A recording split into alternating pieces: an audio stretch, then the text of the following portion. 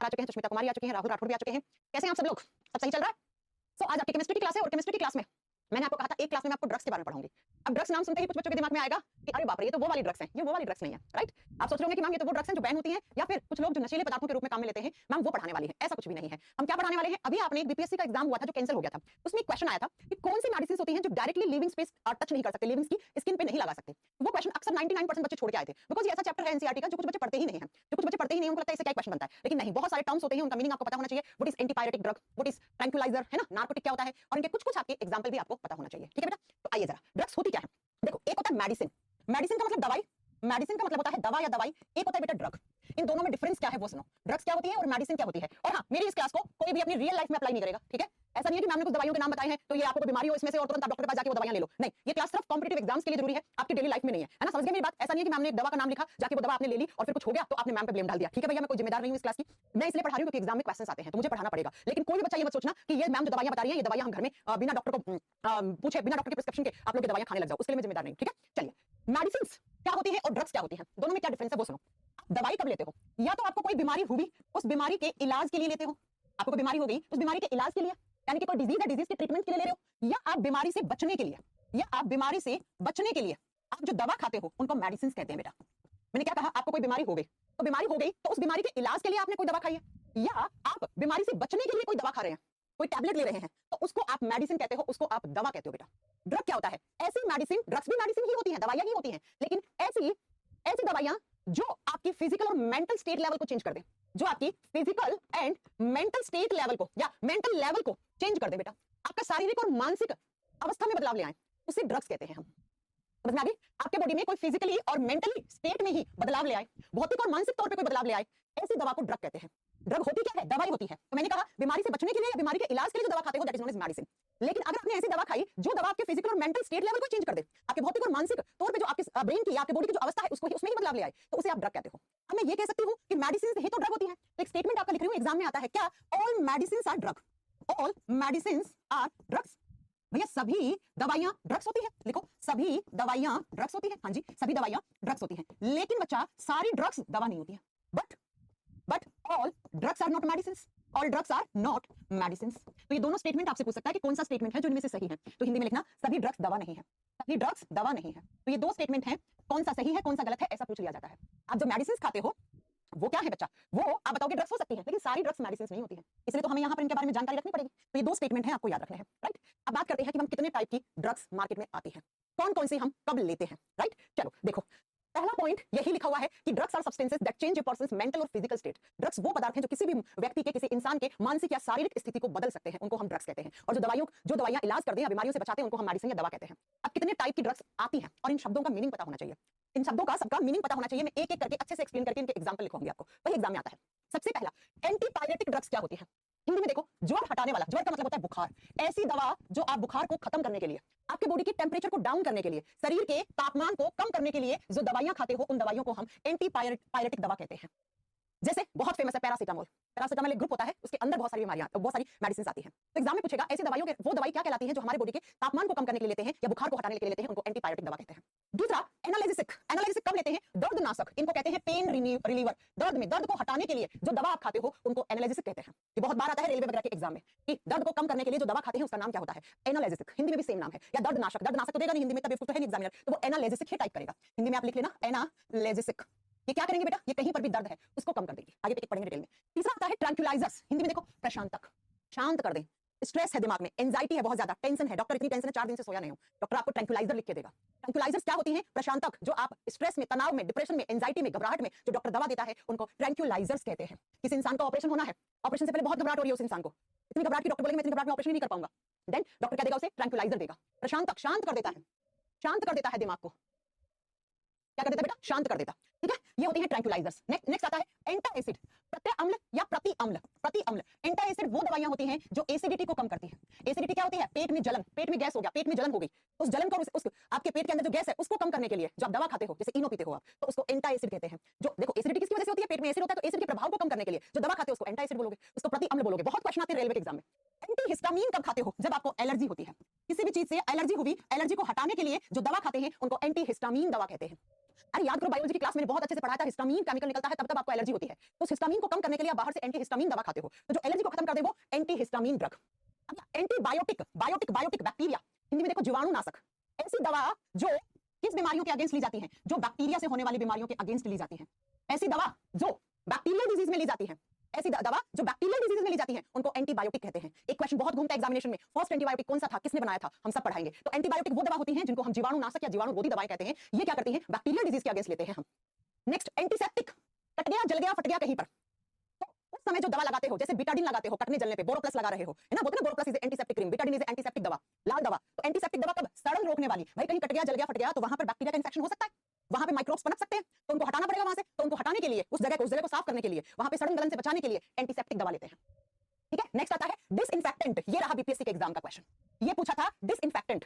Disinfectant दवा क्या होती है, ये भी एक तरीके की एंटीसेप्टिक ही होती है, लेकिन दोनों में डिफरेंस होता है। दोनों में डिफरेंस होता है क्या, वो हम अभी बता देंगे। ये हमारे बॉडी में लग सकती है डायरेक्टली स्किन पे, लेकिन ये वाली हमारे बॉडी में नहीं लगाते हम। डिसइंफेक्टेंट दवा होती है जो इन्फेक्शन को खत्म कर दे। इन्फेक्शन कौन करता है, जर्म्स, कीटाणु या बैक्टीरिया, जीवाणु। जैसे हम यहाँ छोड़ो, हॉस्पिटल में ऑपरेशन थिएटर में पोछा लगता रहता है सारा दिन फिनॉल से, तो फिनॉल, लाइजोल, ये हम हमारे कभी फिनॉल का पोछा बॉडी पे लगाया है क्या, लगा के फिनॉल नहीं ना, कभी लाइजोल डाल के बॉडी पे पोछा लगाया है क्या, नहीं ना, क्योंकि लिविंग बॉडी पे टच नहीं कर सकते हम इनको। तो डिसइंफेक्टेंट दवाओं से हम ऑपरेशन थिएटर की, हमारे घरों में लाइजोल, डेटोल, ये सब आते हैं ना, ये जो पोछा लगाने वाली चीजें, इनको डिसइंफेक्टेंट कहते हैं हम। नेक्स्ट फूड प्रिजर्वेटिव, खाद्य परिरक्षक। फूड प्रिजर्वेटिव क्या होते हैं, जो खाद्य सामग्रियों को सुरक्षित रखते हैं, खाद्य सामग्रियों के अंदर जीवाणुओं का, माइक्रोब्स का इंफेक्शन बचाते हैं। जैसे सॉस बनाते हैं, है ना, तो सॉस के अंदर केचप होता है ना, उसके अंदर फूड प्रिजर्वेटिव डलता है। ये इतने 2-2 साल पुराने आप जो जूस के पैकेट पी रहे हो, वो सड़ते क्यों नहीं है जूस, क्योंकि इसमें फूड प्रिजर्वेटिव डला हुआ है। तो ये आपको सारी एक एक करके पढ़नी है, कुछ कुछ नाम याद करने हैं बेटा, वो आपके एग्जाम में आते ही आते हैं। ठीक है, कुछ कुछ नाम याद करने हैं जो एग्जाम में आते ही आते हैं। चलो फिर स्टार्ट करें। सबसे पहला ड्रग कौन सा, एंटीपायरेटिक। भाई ये मैंने बता दिया है, एंटीपायरेटिक दवा कब काम में लेते हैं मैम, एंटीपायरेटिक दवा होती है वो हमारे बॉडी में बुखार के समय लेते हैं हम। और बुखार का मतलब फीवर, और फीवर में क्या होता है, फीवर में बॉडी का टेंपरेचर ज्यादा हो जाता है, तो इस टेंपरेचर को कम करने के लिए, तापमान को कम करने के लिए हम जो दवाई खाते हैं उसको हम एंटीपायरेटिक दवा कहते हैं। सेम चीज लिखी हुई है, ऐसी ड्रग जो क्या डिक्रीज कर दे, बॉडी का टेंपरेचर डिक्रीज कर दे, तो उसी को हम एंटीपायरेटिक दवा कहते हैं।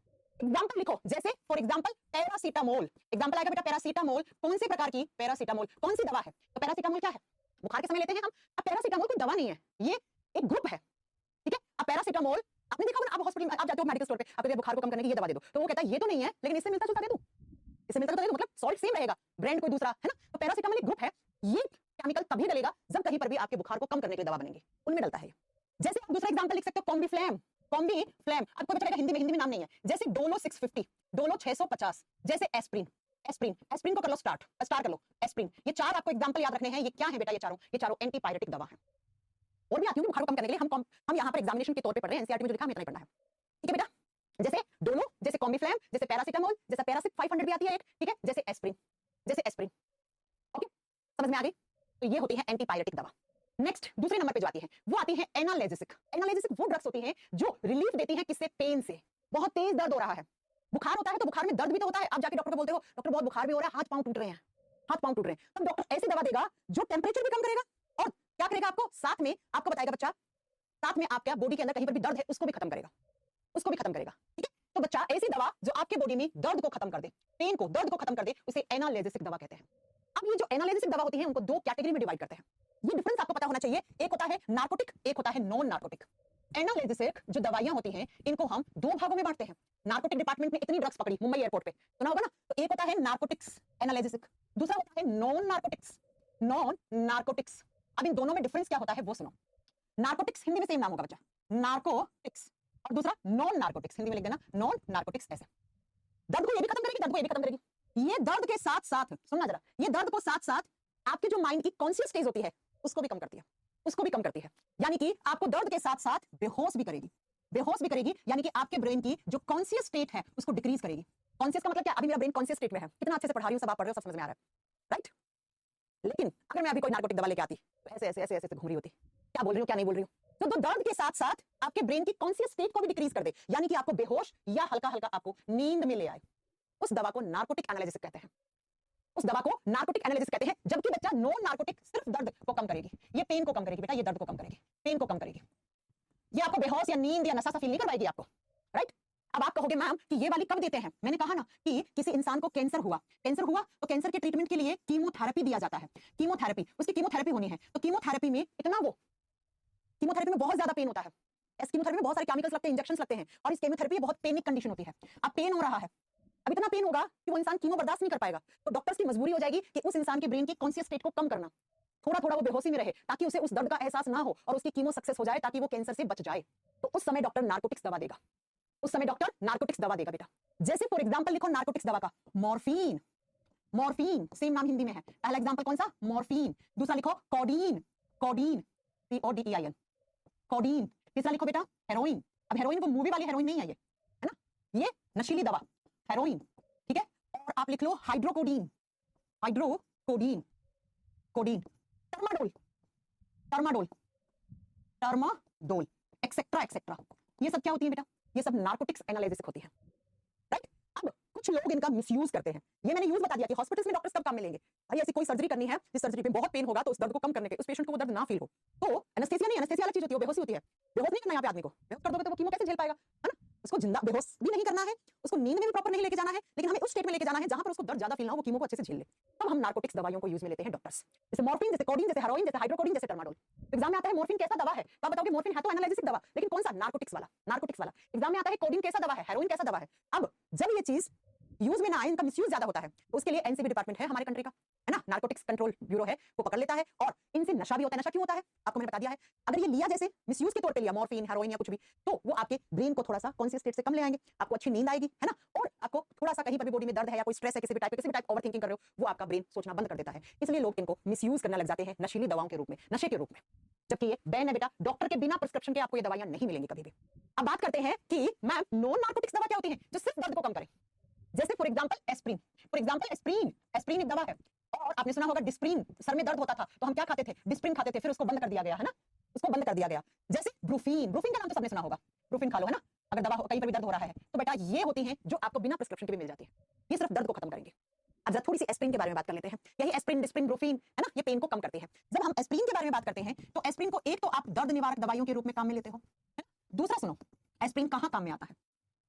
एस्प्रिन काम में आता है हमारी बॉडी में अगर कहीं पर भी हार्ट की ब्लड वेसल्स में कोई ब्लॉकेज हो गई है, ब्लॉकेज हो गई है ना, उस समय ब्लॉकेज का मतलब इस तरीके से आपकी ब्लड वेसल्स थी, इनमें खून जा रहा था और ये खून अंदर जमने लग गया, ऐसे ऐसे जमने लग गया, अंदर ही ब्लड का क्लॉट, रक्त का थक्का जमने लग गया, तो इसको हटाने के लिए डॉक्टर एस्प्रिन दवा लिख के देता है।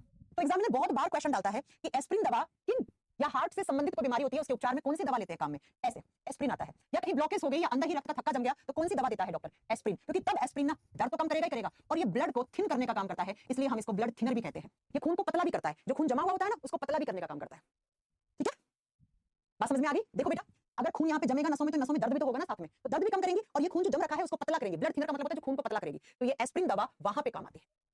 तो हार्ट से संबंधित कोई ब्लॉकेज होती है या हमारे खून के अंदर ही थक्का जम जाता है तो वहां पे एस्प्रिन को काम में लिया जाता है। दवा, ये दवा दर्द को भी कम करेगी और खून को पतला भी करेगी। लेकिन बच्चों अगर किसी इंसान को डेंगू हुआ है, अगर किसी इंसान को डेंगू हुआ है तो उस समय एस्प्रिन दवा उसको नहीं दी जाती है। डेंगू के समय एस्प्रिन दवा अगर आपने पेशेंट को दे दी तो आपने उसका मर्डर कर दिया, आपने उसको मार दिया।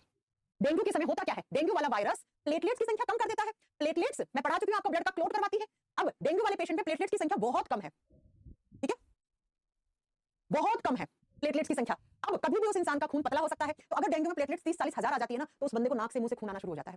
प्लेटलेट्स रक्त का थक्का जमाती है, आपके खून को गाढ़ा रखती है अंदर, लेकिन प्लेटलेट्स की संख्या कम होगी। अब आपने ऐसे इंसान को एस्प्रिन भी दे दिया, अब ये एस्प्रिन और ज्यादा पतला करेगा उसके खून को, तो भैया उसको कहीं से भी ब्लीडिंग हो सकती है, नाक मुंह आंख से, आंखों से खून निकल सकता है, उसके मुंह से खून निकल सकता है। डेंगू के केस में आप बताओगे बिल्कुल भी एस्प्रिन किसी को नहीं देनी चाहिए, क्यों? क्योंकि उस बंदे में पहले से ही खून पतला है ऑलरेडी, उसका ये और जाके पतला कर देगा तो उसको नसली छूट जाएगी, खून की उल्टी हो जाएगी, आंख कान से भी खून आ सकता है, राइट। तो ये 2 नंबर की बीमारियां थी, उसको 2 नंबर की जो मेडिसिन थी उनको हमने एनालिसिस बोला, एग्जांपल याद रखिएगा। नेक्स्ट तीसरी आती है ट्रैंक्विलाइजर्स। हाँ जी, तीसरी कौन सी है? ट्रैंक्विलाइजर्स। ट्रैंक्विलाइजर्स कब लेते हैं? जब किसी इंसान को बहुत ज्यादा एंजाइटी हो रही है, बहुत ज्यादा घबराहट हो रही है, किसी को बहुत ज्यादा टेंशन है, बहुत डर लग रहा है, बहुत ज्यादा उसको स्ट्रेस हो रहा है, डिप्रेशन हो रहा है। डॉक्टर बहुत घबराहट हो रही है, पिछले 1 महीने से सोया नहीं हूं, नींद नहीं आ रही है, एंजाइटी हो रही है, टेंशन हो रही है, स्ट्रेस हो रहा है, डिप्रेशन में हूं, तो उसको कम करने के लिए आपके मेंटली कहीं से भी आप डिस्टर्ब हो, कोई चीज, कोई इंसिडेंट आपके दिमाग में रह गया, उसकी वजह से आपको नींद नहीं आ रही है, आप किसी से बात नहीं कर रहे हो, डिप्रेस्ड फील कर रहे हो, तब डॉक्टर जो दवा देता है उनको ट्रैंक्विलाइजर्स कहते हैं। उनको क्या कहते हैं? ट्रैंक्विलाइजर्स कहते हैं। जैसे जेनेक्स, जैसे फॉर एग्जांपल लिखना बच्चा, एक दवा आती है जेनेक्स, आपको नहीं मिलेगी मैं फिर बता दूं, ठीक है, जेनेक्स। जैसे बच्चा वॉल्यूम, वॉल्यूम बहुत फेमस है, जैसे ये वॉल्यूम नाम की दवा, या डाइज़ेपाम सुना आपने? डाइज़ेपाम वो भी एक ट्रैंक्विलाइजर है, डाइज़ेपाम ये भी एक ट्रैंक्विलाइजर है, तो ये लिख लेना 3-4 एग्जांपल। डाइज़ेपाम, ये तो आज तक नहीं पूछा कि ट्रैंक्विलाइजर का एग्जांपल बताओ, लेकिन ये जरूर पूछा है कि ट्रैंक्विलाइजर्स कब देते हैं, तब आपको बताना होगा। इनमें से कोई भी कंडीशन है तब जेनेक्स करके, वॉल्यूम करके, या डाइज़ेपाम का आपने नाम सुना होगा, ये सब दवाइयां ट्रैंक्विलाइजर्स के रूप में डॉक्टर्स देते हैं। लेकिन ये तभी देगा डॉक्टर जब उसे लगेगा कि यस आप मेंटली डिस्टर्ब हो। ठीक है बच्चों, नेक्स्ट ट्रैंक्विलाइजर्स हो गए। अब आती है एंटासिड। एंटासिड्स या हम इनको बोलते हैं प्रति अम्ल, जो हमारे पेट की एसिडिटी को खत्म कर दे। पेट में गैस हो रही है, पेट में एसिडिटी हो रही है, पेट में जलन हो रही है डॉक्टर बहुत ज्यादा, पेट फूल गया, फूलने को बोलते हैं इंग्लिश में ब्लोटिंग हो गई, पेट में पेट टाइट हो रहा है, ब्लोटिंग हो गई, एसिडिटी हो गई, जलन हो गई, हार्ट बन हो रहा है बहुत ज्यादा, ऐसे जलन से महसूस हो रही है, उस समय जो आपको डॉक्टर दवा देता है they are known as antacid, भाई जो एसिड के प्रभाव को कम करे। हमारे पेट में जो एसिड बनता है उसको HCl कहते हैं, और यही HCl क्या करता है, यही HCl एसिड को एसिडिटी करता है, तो ये दवा जाकर एसिड के प्रभाव को कम करेंगी। तो बच्चा ये जो दवाई होती है ये बेसिक नेचर वाली होती है, ये क्षारीय प्रकृति की होंगी। इतना तो मैंने आपको केमिस्ट्री पढ़ा दिया कि एसिड और बेस जब मिलते हैं तो न्यूट्रलाइजेशन रिएक्शन होती है ना, उदासीनीकरण अभिक्रिया होती है। तो हम घरेलू उपचार भी कर लेते हैं एंटी एसिड के लिए। आप बेकिंग सोडा ले सकते हो, बेकिंग सोडा किस प्रकृति का होता है, प्रति अम्ल, एंटी एसिड प्रकृति का होता है, याद रखिएगा। आप इनो पी सकते हो, ठीक है, नींबू पानी पी सकते हो, थोड़ा सा नींबू पानी में लेकिन सेंधा वेंधा नमक डाल के, ठीक है। आप डाइजीन नाम की एक दवा आती है वो खा सकते हो, ये भी तो एंटी एसिड है। पेंटोप, पेंटोप बहुत फेमस दवा है, पेंटोप 50, ये गैस को दूर करती है। ये सारी दवाइयां क्या कहलाती हैं, जैसे एक और भी होती है रेंटिडीन, रेंटिडीन तो बहुत सुनी होगी आपने, है ना, रेंटिडीन। तो ये सारी दवाइयां क्या करती हैं बेटा, ये आपके पेट की एसिडिटी को खत्म करने का काम करती है, जैसे डाइजीन, जैसे पेंटोप, जैसे रेंटिडीन। और ये सारी खाली पेट ली जाती है ना। खाना खाने से पहले डॉक्टर बोलता है गैस की दवा लेना, क्यों, क्योंकि खाना खाने के बाद तो एसिड ज्यादा निकलेगा। तो खाना खाने के बाद तो एसिड क्या करेगा, डाइजेशन में हेल्प करता है, तो खाना खाने के बाद तो वो ज्यादा निकलेगा, तो ज्यादा निकलेगा, तो उस समय आपको ये दवाइयां इतनी इफेक्टिव नहीं होंगी। इसलिए डॉक्टर बोलता है खाना खाने से पहले ले लीजिएगा, पहले ले लीजिएगा। तो ये एंटी एसिड्स होते हैं, बेकिंग सोडा भी एंटी एसिड होता है, जी हाँ। नेक्स्ट आइए, अगला anti histamine tablets. Histamine chemical allergy करता है बेटा, तो एलर्जी को कम करने के लिए जो दवा खाओगे आप, उस दवा को एंटी हिस्टामिन दवा कहते हैं। डॉक्टर बहुत एलर्जी होगी, धूल मिट्टी से भी एलर्जी हो रही है डॉक्टर स्किन पे बहुत खुजली आ रही है ना, ठीक है। मैं डॉक्टर सुबह उठता हूं तो बहुत छींकें आती हैं, हाँ ओमेडी भी आती है, मुझे पता है ओमेडी भी आती है बेटा, पेंटोप, पेंटासिड, ये सारी एंटी एसिड्स होती है। एंटाहिस्टामिन दवाइयां वो होती हैं जो आपको एलर्जी कर देती है, जैसे एलर्जी में बुखार भी हो जाता है किसी को, है ना, किसी की आंखों में आंखें लाल हो जाती हैं, वो भी तो एलर्जी, आंखों में खुजली होना, है ना, किसी कीड़े ने काट लिया तो एलर्जी हो गई, मधुमक्खी ने काट लिया तो एलर्जी हो गई। तो एलर्जी तो किसी भी हो सकती है, तो इस एलर्जी को खत्म करने के लिए जो दवा लेते हैं उनको एंटी एलर्जिक दवा कहते हैं बेटा। इसलिए कहा ना प्रिंस, नींबू के साथ आपको वो नमक डालना है, ठीक है, अकेला नींबू थोड़ी ना पियोगे। जैसे ना एविल 50 का नाम सबने सुना होगा, अब एग्जामिनर पूछ ले एविल 50 कैसी दवा है, तो एविल 50 एंटीहिस्टामिन एलर्जी को खत्म करेगी। एक आता है एलेग्रा नाम से, एलेग्रा बोलते हैं वैसे इसको, एलेग्रा नाम से, ये भी क्या करता है, ये भी आपकी एलर्जी खत्म करता है। सिट्राजिन, सिट्राजिन ये भी सबने सुनी होगी, अगर आपको जुकाम खांसी होती है सुबह सुबह उठते ही तो डॉक्टर एक छोटी सी टैबलेट आती है सिट्राजिन, वो दे देता है। Benadryl, Benadryl, Benadryl, Benadryl, Benadryl, ये भी लिख दो, बेनाड्रिल। ये सारी कैसी दवा है बेटा, ये सारी दवाइयां एलर्जी को खत्म करती है। बहुत फेमस है, सबसे ज्यादा फेमस है एविल 50, एलेग्रा, सिट्राजिन। सिट्राजिन अब एलर्जी सब अलग अलग टाइप की होती है, तो आपको सुबह उठते छींक खांसी आ रही है बहुत ज्यादा, तो डॉक्टर को सिट्राजिन बोलता है, ठीक है। बेनाड्रिल, एलेग्रा, एविल 50, ये कैसी दवाई है, ये सारी एंटी हिस्टामिन दवाइयां हैं, ये एलर्जी को कम करेंगी आपके बॉडी में। और एलर्जी करता कौन सा केमिकल है, हिस्टामिन केमिकल। ये कौन बनाती है, बेसोफिल्स, एंड आपका लीवर हिस्टामिन प्रोड्यूस कर सकता है। वैसे मेन बेसोफिल्स का ही काम होता है एलर्जी रिएक्शन करवाना। अगला क्वेश्चन, एंटीबायोटिक, इसको थोड़ा डिटेल में पढ़ेंगे। एंटीबायोटिक नाम से क्लियर है, एंटी का मतलब विपरीत, बायोटिक का मतलब बैक्टीरिया। भैया ऐसी दवाइयां जो बैक्टीरियल डिजीज के अगेंस्ट ली जाती हैं, जो जीवाणुओं से होने वाली बीमारियों के खिलाफ जो दवाई खाते हो उसको एंटीबायोटिक दवा कहते हो, इसको एंटीबायोटिक दवा कहते हो। देख लो, a medicine that inhibit the growth of destroy microorganisms such as bacteria and fungus. Fungus के केस में भी ले सकते हैं, मेनली हम बैक्टीरिया के केस में लेते हैं। कहीं पर भी कोई बैक्टीरिया आ गया तो हमारी बॉडी में ग्रोथ कर रहा है, उसकी ग्रोथ को रोकने के लिए हम एंटीबैक्टीरियल दवा लेते हैं, उनको एंटीबायोटिक कहते हैं, उनको हम एंटीबायोटिक दवा कहते हैं। अब ये एंटीबायोटिक जो दवा होती है ना, ये दो तरीके से होती है। इस चीज को लिखना जरा, एंटीबायोटिक दो टाइप से आती है मार्केट में। एंटीबायोटिक हिंदी में हम इसको प्रतिजैविक भी कहते हैं, प्रतिजैविक। देखो ये ना दो तरीके से मिलती है, एक होता है बैक्टीरोसाइडल, एक होता है बैक्टीरोसाइडल, दूसरा होता है बैक्टीरोस्टैटिक, बैक्टीरोस्टैटिक। ये दो तरीके की एंटीबायोटिक होती है, एक बैक्टीरोसाइडल, एक होता है बैक्टीरोस्टैटिक। साइडल शब्द का मतलब होता है किल करना, किल, मार देना, मार देना। ये क्या करेगा, ये वाला एंटीबायोटिक बैक्टीरोसाइडल जो होता है वो बैक्टीरिया को मार ही देगा, अगर कहीं हमारी बॉडी में है तो ये उसे खत्म ही कर देगा, ये मार ही देगा। बैक्टीरोस्टैटिक एंटीबायोटिक होती है, ये मारेगा नहीं, ये उसकी ग्रोथ को कम करेगा, ये उसकी ग्रोथ को कम करेगा, ये कहेगा बैक्टीरिया थम जा, बस हो गया तेरा। तो आपसे पूछ ले ऐसी एंटीबायोटिक जो बैक्टीरिया को मार देती है तो उसके एंड में साइडल लगा होगा, साइडल शब्द का मतलब होता है किल करना। स्टैटिक का मतलब यहाँ पे है जो ग्रोथ को रोक देगा, स्टैटिक कर देगा। अब आपसे पूछना पेनिसिलिन एंटीबायोटिक है, सब जानते हैं भैया, 10वीं क्लास का बच्चा भी जानता है कि पेनिसिलिन इज एंटीबायोटिक, लेकिन पेनिसिलिन कौन सी है, ये है या ये है, तो पेनिसिलिन इज ए बैक्टीरोसाइडल एंटीबायोटिक। इसके एग्जांपल में लिखो पेनिसिलिन, इसके एग्जांपल में लिखो पेनिसिलिन। पेनिसिलिन क्या करता है, ये बेटा बैक्टीरिया को मार देगा, ये बैक्टीरिया को मार देगा। और एक आपने सुना होगा कोरोना के केस में कौन सा, एजिथ्रोमाइसिन, एजिथ्रोमाइसिन ये नाम सुने थे ना, तो ये एजिथ्रोमाइसिन जो होता है ना, एजिथ्रोमाइसिन ये क्या करता है बेटा, ये एजिथ्रोमाइसिन ये बैक्टीरिया की ग्रोथ को कम करता है, ये बैक्टीरिया की ग्रोथ को कम करता है।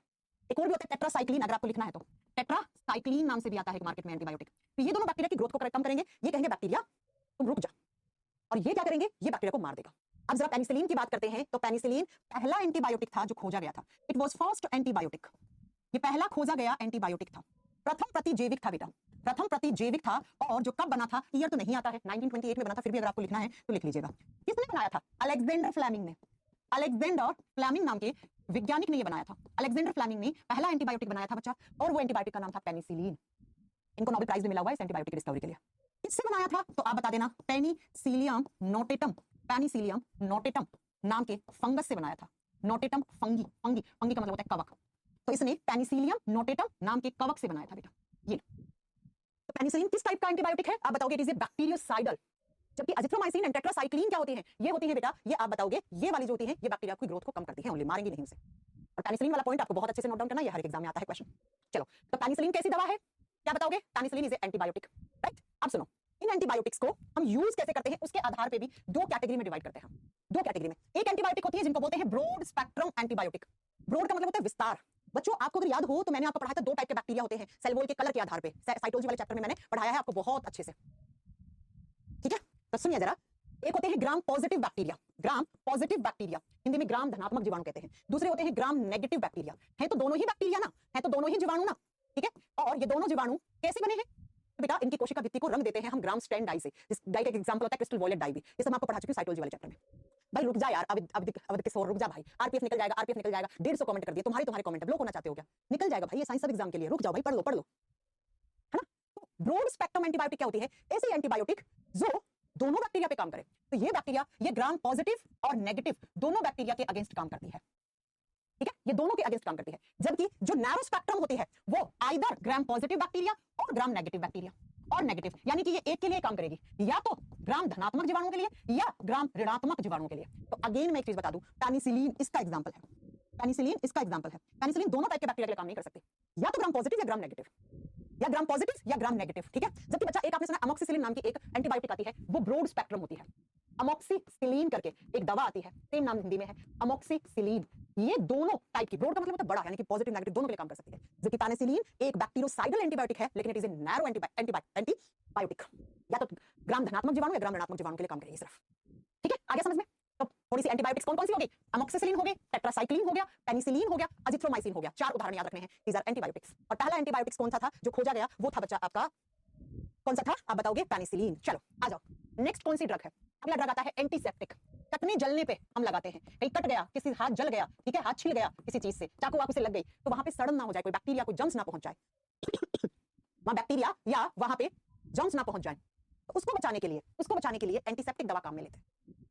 तो यही लिखा हुआ है कि कहीं पे घाव पड़ गया, अल्सर हो गया, कहीं पर अल्सर का मतलब छाले हो गए, उनसे खून निकल रहा है कहीं पे, और कहीं पर आपको किसी टाइप का इंफेक्शन हो गया, तो आप एंटीसेप्टिक दवा लगाते हो। फॉर एग्जांपल आप डेटोल लगाते हो, डेटोल एंड एक बिथियोनल करके भी आता है, डेटोल और एक बिथियोनल करके, डेटोल और बिथियोनल ये एंटीसेप्टिक दवाएं बेटा। सेवलोन, दाढ़ी वाड़ी करते हैं लड़के लोग, कट लग जाते हैं, क्या लगा लेते हैं? सेवलोन लगा लेते हैं। अब याद रखना, एंटीसेप्टिक डायरेक्टली स्किन पे लगा सकते हैं, तो अच्छा पर ये यूज कर सकते हैं, लगाते हैं ना, डेटोल लगाते हैं और बिथियोनल लगाते हैं, ये तो हम लगा लेते हैं, राइट। और सेवलोन भी हम उसके अंदर डाल के लगा लेते हैं, कॉटन, या फिर अगर वो आपके घर में वो पड़ा हो तो थोड़ा बहुत अल्कोहल वाल्कोहल मिक्स करके लगा लेते हैं, ठीक है।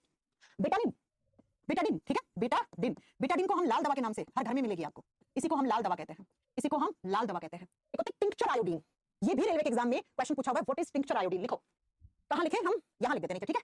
टिंक्चर आयोडीन क्या होता है? देखा ये क्वेश्चन बहुत बार, टिंक्चर आयोडीन, हिंदी में सेम नाम रहेगा, टिंक्चर आयोडीन ही कहेंगे हिंदी में इसको। क्या होता है टिंक्चर आयोडीन? आप आयोडीन को अल्कोहल के साथ, आप क्या मतलब मेडिकल स्टोर वाले जो दवाइयां फार्मास्यूटिकल कंपनीज होती है वो क्या करती हैं? वो 2 से 3% आयोडीन को किसके साथ मिक्स करती हैं? आप बताओगे अल्कोहल के साथ, तो उसको टिंक्चर आयोडीन कहा जाता है। 2 से 3% आयोडीन, बाकी का अल्कोहल जब मिक्स कर देते हैं तो इस सॉल्यूशन को हम टिंक्चर आयोडीन कहते हैं। और ये टिंक्चर आयोडीन क्या है? ये एक एंटीसेप्टिक दवा है, ये भी सड़न रोकने वाली दवा होती है, ये भी सड़न रोकने वाली दवा होती है। तो आपसे पूछ ले, बिथियोनल, सेवलोन, डेटोल, बेटाडिन, लाल दवा, टिंक्चर आयोडीन, ये सब क्या है? These are antiseptic medicines। Betadine में भी आयोडीन होता है, बेटाडिन में भी आयोडीन होता है, ठीक है। और ये डायरेक्टली हम स्किन पे यूज कर सकते हैं, ये स्किन पे चल जाते हैं, ये लिविंग बॉडी के लिए होते हैं, ये लिविंग बॉडी के लिए होते हैं, जीवित शरीर के लिए होते हैं बेटा, यूज कर सकते हैं हम, करते हैं ना डेटोल सेवलोन सब। अब एक लास्ट जो इसके बाद आता है जिसको आप कहते हो डिसइंफेक्टेंट, ये हमारी डायरेक्टली बॉडी पे यूज नहीं होते हैं। नेक्स्ट और लास्ट जो दवा है उसको बोलते हैं डिसइंफेक्टेंट। डिसइंफेक्टेंट को हम स्किन पर नहीं लगाते हैं डायरेक्टली, ये त्वचा पर नहीं लगाया जाता है, ये स्किन पे नहीं लगाया जाता है, याद रखिएगा। ये डायरेक्टली लिविंग बॉडी पे अप्लाई नहीं कर सकते आप जीवित के शरीर पे अप्लाई नहीं कर सकते डायरेक्टली। लेकिन आपको लगता है इस कमरे के अंदर बहुत सारे जर्म्स बैक्टीरिया हो सकते हैं, कोई सर्जरी हुई है ऑपरेशन थिएटर में, ओपी जिसको बोलते हो आप, वहां सर्जरी हुई है, वहां पर कोई बैक्टीरिया कोई माइक्रोब्स वगैरह कुछ पनपे हुए हैं, तो वहां पे हम पोंछा लगवा देते हैं इसका, किसी भी डिसइंफेक्टेंट का। तो फेनोल इसमें आता है, इसका एग्जांपल फिनोल, इसका एग्जांपल फिनोल, इसका एग्जांपल लाइजोल, लाइजोल। तो ये सब हॉस्पिटल या ऑपरेशन थिएटर की सफाई वफाई करने के लिए हम फिनोल वगैरह काम में लेते हैं, फिनोल वगैरह में काम लेते हैं। हाँ, क्लोरीन भी काम में ले सकते हैं। क्लोरीन क्यों नहीं होता? क्लोरीन भी तो जम्स को मारता है, पढ़ा तो चुकी हूँ। क्लोरीन भी तो जम्स को मारता है। स्विमिंग पूल की सफाई करते हैं क्लोरीन से, वो जम्स को मारने का काम करता है। तो क्लोरीन भी डाल के पोछा लगाते हैं, फिनॉल डाल के पोछा लगाते हैं, लाइजोल डाल के पोछा लगाते हैं। लेकिन जो डेटॉल हैंड वॉश आता है वो थोड़ी ना पोछा लगाता है, वो थोड़ी ना पोछा लगाता है, बेटाडीन से थोड़ी ना पोछा लगाते हैं। तो डायरेक्टली देखो माइक्रोब्स जीवाणुओं को ये भी मारेगा। तो ये फ्लोर इंस्ट्रूमेंट, सर्जरी के जो इंस्ट्रूमेंट्स होते हैं, कैंची वैंची चाकू वाकू, उनको क्लीन करने के लिए, उनको स्टरलाइज करने के लिए काम में लेते हैं। तो ये बच्चा आपकी सारी की सारी मेडिसिन थी जिनको हम ड्रग्स के नाम से भी जानते हैं। अब एक और सुन लो, फूड प्रिजर्वेटिव ड्रग्स क्या होती हैं? खाद्य सामग्री के अंदर जो जीवाणुओं को, जो कीटाणुओं को पनपने ना दे, खाद्य सामग्री जो खाने की सामग्री होती है, जो पैक्ड आइटम्स होते हैं, स्पेशली जो लिक्विड स्टेट में होते हैं, जैसे जूसेस, जैसे आपके घर में रूबजा आता है, जैसे टोमेटो केचप आता है, इनके अंदर जीवाणुओं वगैरह को अंदर ना पनपने दें, ऐसे केमिकल्स या ऐसे सब्सटेंसेस को फूड प्रिजर्वेटिव कहते हैं। जैसे सोडियम बेंजोएट, जैसे सोडियम बेंजोएट, और यही सबसे ज्यादा फेमस है। सोडियम बेंजोएट एक फूड प्रिजर्वेटिव है। केचप में, जूसेस में, इन सब में यही काम में आता है। और एक मैंने आपको पढ़ाया था, चिप्स के पैकेट में हम नाइट्रोजन को भरते हैं। क्यों भरते हैं नाइट्रोजन को? वो चिप्स को सड़ने गलने नहीं देगा। चिप्स के अंदर जो ऑयल है, जो तेल में आपने तला है चिप्स को, उस तेल के अंदर जो फैट है और उसका ऑक्सीडेशन नहीं होने देगा। ये मैं पहले ही पढ़ा चुकी हूं। ऑक्सीडेशन, एरियल ऑक्सीडेशन से बचाने के लिए हम चिप्स के पैकेट में नाइट्रोजन गैस को यूज में लेते हैं। नाइट्रोजन गैस को यूज में लेते हैं। अब एक चीज और लिख लेना, एक चीज जो अलग है वो ये है, क्या बेटा? एनेस्थेटिक दवा। एनेस्थेटिक दवा क्या होती है? एनेस्थेटिक का मतलब होता है बेहोशी के लिए, बेहोशी के लिए काम में लेते हैं। सर्जरी से पहले बेहोश किया जाता है, इंजेक्शन लगता है, जिस इंजेक्शन को, अगर बड़ी सर्जरी है तो उस इंजेक्शन को एनेस्थेसिया इंजेक्शन कहते हैं। जैसे आजकल महिलाओं की डिलीवरी होती है तो सी सेक्शन, सिजेरियन डिलीवरी होता है, तो उनकी रीढ़ की हड्डी में एनेस्थेटिक इंजेक्शन लगाते हैं, एनेस्थेसिया का इंजेक्शन लगाते हैं, जो बेहोश कर दें, पेन को पता ही ना लगे। बेहोश, बेहोश का मतलब है आपका ब्रेन अनकॉन्शियस स्टेज में चला गया है, जिंदा हो लेकिन उस दर्द को महसूस नहीं करोगे। राइट? तो बच्चा एनेस्थेटिक के तौर पे, जैसे क्लोरोफॉर्म भी क्या है, क्लोरोफॉर्म भी बेहोश करने का काम करता है। जैसे अगर आपके दांत वांत की सर्जरी होती है, छोटे से एरिया को बेहोश करना है, तो N2O भी काम करता है। जी हाँ, जो लाफिंग गैस होती है नाइट्रस ऑक्साइड, वो एनेस्थेटिक के तौर पे भी काम आती है। मतलब इसको अलग केमिकल्स के साथ मिक्स करेंगे। जैसे एनेस्थेसिया इंजेक्शन, जैसे एनेस्थेसिया इंजेक्शन, बेहोशी वाला इंजेक्शन किसी भी सर्जरी से पहले लगाया जाता है ताकि आपका ब्रेन अनकॉन्शियस स्टेज में रहे, बेहोश रहे। नहीं तो तुम ऑपरेशन के बीच में उठ के बैठ जाओगे, क्या कर रहे हो डॉक्टर, काट दिया, चिट-फाड़ कर दी भैया। राइट? अब वो डिपेंड करता है कैसी सर्जरी है, कितनी देर की सर्जरी है। छोटी मोटी सर्जरी आधे घंटे के लिए बेहोश करते हैं, ज्यादा बड़ी सर्जरी 2-2.5 घंटे के लिए बेहोश करते हैं। धीरे धीरे वापस आपका अनकॉन्शियस स्टेज से आपका वापस सबकॉन्शियस से कॉन्शियस स्टेट में, और आप उठ जाओगे और आपको पता लगेगा कि आपका ऑपरेशन हो चुका था जब आपका ब्रेन पिछले 2 घंटे से अनकॉन्शियस था तब। राइट? तो ये आपका ड्रग्स वाला चैप्टर था। इसके थोड़े से क्वेश्चंस की प्रैक्टिस कर ले फटाफट, 4-5 क्वेश्चन है, ठीक है? ये सारे प्रीवियस ईयर क्वेश्चन है, यूपीपीसीएस, बीपीएससी, एनडीए, सीडीएस, चारों के क्वेश्चन है ये, ठीक है? प्रीवियस ईयर के जो इस चैप्टर से पूछे गए हैं। Which one of the following substance is used in the preservation of food stuff? Food stuff को प्रिजर्वेट करने के लिए हम क्या सोडियम बेंजोएट यूज करते हैं? हम क्या यूज करते हैं? सोडियम बेंजोएट यूज करते हैं, ठीक है? अगला question, does refrigeration help in food preservation? हां, जो आपका हम सब्जियां किस में रख देते हैं? फ्रिज में रख देते हैं। तो फ्रिज क्या करता है, आपसे ये पूछा है। क्या फ्रिज जर्म्स को मार देगा? अगर मार देगा तो फ्रिज में कभी भी सब्जियां सड़ेंगी नहीं, लेकिन सब्जियां सड़ जाती हैं फ्रिज में रखी हुई भी। नेक्स्ट है डिस्ट्रॉय एंजाइम एक्शन। भैया अगर एंजाइम्स के एक्शन को ही रोक दिया तो फिर वो सब्जियां किस काम की हैं? ठीक है? तो याद रखिएगा, ये रिड्यूस करता है बायोकेमिकल रिएक्शंस को, यानी कि बाहर से कोई जर्म्स वगैरह, कोई बैक्टीरिया वगैरह आकर कोई बायोकेमिकल रिएक्शन कर रहा है तो उसको कम कर देगा कौन? रेफ्रिजरेटर। लेकिन मारेगा नहीं, है मार नहीं देगा बैक्टीरिया को। अगला एस्प्रिन एक है। एस्प्रिन क्या है? एंटीबायोटिक है क्या? नहीं मैम। पेन रिलीवर है? जी हां, ठीक है। एंटीपायरेटिक है? हां जी। एंटीपायरेटिक और पेन रिलीवर दोनों है यहां पर, तो मेरे हिसाब से यहां पे दोनों का ऑप्शन होना चाहिए था। अब दोनों ऑप्शन नहीं है तो आप पेन रिलीवर को सही करोगे, पेन रिलीवर को। एस्प्रिन दवा क्या करती है? दर्द को कम करती है। An example of antibiotic medicine, कौन सी इनमें से एंटीबायोटिक? ये तो पेन रिलीवर है, ये क्या है? एंटीपायरेटिक है। क्लोरोक्विनीन, अच्छा ये भी लिख लो आप। कुनीन नाम की एक दवा होती है, जो दवा कहां काम आती है? कुनीन या क्लोरोक्विनीन, कुनीन भी एक दवा है। कुनीन नाम की एक दवा है, ये दवा क्या करती है? मलेरिया बीमारी होती है, वैसे मैं पढ़ा चुकी हूं आपको डिजीज वाले चैप्टर में। मलेरिया के उपचार में, मलेरिया डे 25 अप्रैल को मनाया जाता है, मलेरिया के उपचार में कुनीन नाम की दवा काम में ली जाती है। और ये दवा कहां से एक्सट्रैक्ट करते हैं? ये bark of cinchona, bark of cinchona, cinchona plant है उसकी छाल से मिलती है बेटा। ये सिंकोना की छाल से एक्सट्रैक्ट करते हैं इसको, सिंकोना की छाल से निकालते हैं हम इसको। तो ये तो एंटी मलेरियल हो गया। Penicillin is the right answer, penicillin is the right answer, ठीक है? Next question, which of the following is not correctly match? सही से किसको नहीं मिलाया गया? एंटीपायरेटिक पैरासिटामोल होता है, जी हां बिल्कुल होता है। एंटीफोमिंग पॉलीमाइडिस सिलिकॉन्स होते हैं, ये आप छोड़ दो इसको, है ना? एंटीसेप्टिक एस्प्रिन होता है क्या? एस्प्रिन एंटीसेप्टिक दवा है, सड़ने गलने से बचाएगा क्या? नहीं, तो आपका यही वाला। आप अगर ये दो पढ़े होते ऑप्शन तब सही कर देते, बाकी ऑप्शन आपको देखने की जरूरत नहीं था। हां देखो, एंटी यहां पे रैकेटिक दिया हुआ है। रैकेट्स बीमारी किसकी वजह से होता है? विटामिन डी की कमी से हड्डियां कमजोर हो जाती हैं, तो ये देखो विटामिन डी की कमी होती है तो एंटी रैकेटिक दवाइयां दी जाती हैं। ये बिल्कुल सही ऑप्शन मिलाया गया है। अगला है which one of the following pairs is not correctly match? कौन सा सही नहीं है? कौन सा सही नहीं है? चलिए, कुनीन एंटी मलेरियल होता है, जितना पढ़ाया उससे सारे क्वेश्चन हो जाते हैं आपके ये। कुनीन तो एंटी मलेरियल होता है बिल्कुल। एस्प्रिन एनेस्थेटिक, एस्प्रिन बेहोश थोड़ी करता है, नहीं एस्प्रिन बेहोश थोड़ी करेगा, एस्प्रिन तो पेन रिलीवर होता है मां, पेन रिलीवर होता है। ये लो, ये कुछ क्वेश्चंस थे जो बीपीएससी यूपीपीसी के एग्जाम के थे, और इसी के साथ आपका ड्रग्स वाला चैप्टर कंप्लीट हो गया, ठीक है? इसी के साथ आपका ड्रग्स वाला चैप्टर मेरी साइड से कंप्लीट है बेटा। आ जाता है, ये पढ़ाता नहीं है कोई भी, आप देखना आपने कहीं कोचिंग की होगी, पहले कोई बैच लिया होगा तो आपको ये चैप्टर कभी पढ़ाया नहीं गया होगा। ये चैप्टर हाँ नोट्स तो हो सकता है आपने पढ़े हो, एनसीईआरटी आपके पास भी हो सकती है, लेकिन आपके बहुत क्वेश्चन आते हैं इनसे। हाँ निखिल, स्पिट अल्कोहल होता है, अल्कोहल माइक्रोब्स की ग्रोथ को रोक देता है। सारे क्वेश्चंस राइट हुए। मैम एनालिसिस से क्या होता है यार? हर्ष कहां थे तुम क्लास में जब पढ़ाया तब? ऐसे मत करा करो, पीछे की वीडियो वापस देखना, समझ में आ जाएगा।